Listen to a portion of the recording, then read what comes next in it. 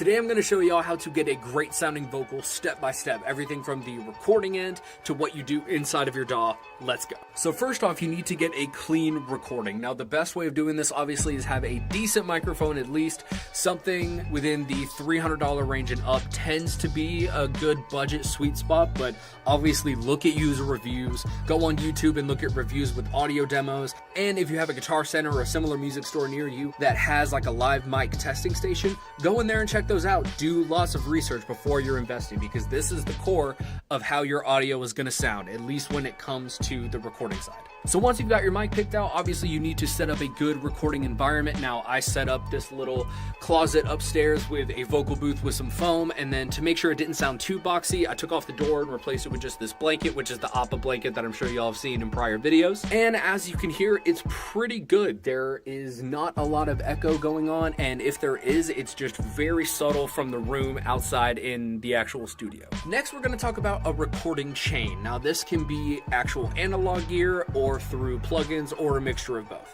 Myself personally, I don't have any analog gear, so it's entirely through plugins. Now I've recently consolidated my recording chain to just be 3 simple plugins based on a rule of thumb by Devon Terrell that I heard from the My Audio Nerds podcast. After applying this philosophy, I immediately saw way better results in terms of getting a very clean recording that I didn't feel like I had to heavy hand. The 3 things that I personally use on my recording chain is the Ozone 11 EQ, Wave CLA 76 compressor emulation on the Frank Ocean vocal preset and then tweaked to adjust for input gain, and then Auto-Tune's vocal de-esser. The reason why I picked this one in particular is because out of all the de-essers I've used, it is the most natural sounding, because it was modeled using AI that is trained specifically on the human voice. So as it compresses, I find that I can actually get quite a bit more attenuation of the sibilance without it starting to sound compressed and sound unnatural. So after this, we're going to go on to a step that I really don't feel like is talked about enough, which is vocal comping / vocal editing. So in this step, also revolving around recording, you are going to be recording a bunch of takes. Now there's a lot of different ways that you can do this, whether you're recording a whole verse multiple times, recording just in sections and kind of breaking and building together a verse like a puzzle, whatever the case is. The idea is that you record a bunch of takes of whatever section of the song that you're recording, and then you listen through all of them, take the best parts of each one, and almost Frankenstein together this best of all takes vocal.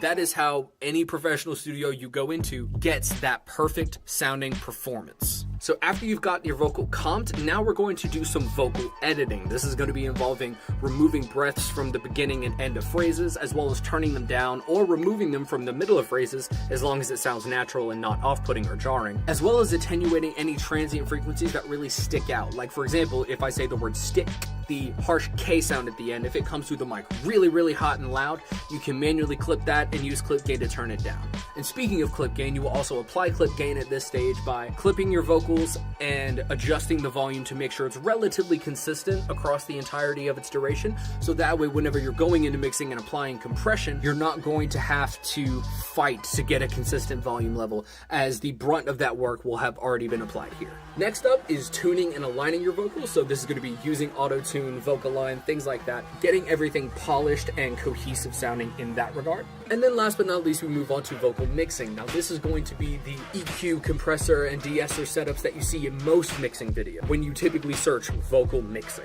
The reason why I feel like a lot of people don't have good results whenever they either download these mixing templates or watch these mixing videos and try to emulate them is that the vocal editing and vocal comping stage is very rarely talked about, at least from what I've seen. And that is, in my opinion, one of the most important steps to getting a professional sounding vocal and a clean sounding vocal for your record, because it is the process of getting the best of the best before it is sent. In a way, it is getting your rough draft as good as you possibly can before sending it off to someone else to mix, or taking on the task of yourself to mix it. Setting yourself up for success by making sure you have the best of all your recordings at your disposal. Yes, it takes more time, and I know that we are in a world of, especially within the music industry, of fast, everything has to go. But if you slow down for a minute to actually take the time to edit your vocal and give it that extra care that it rightfully deserves, you will hear the results.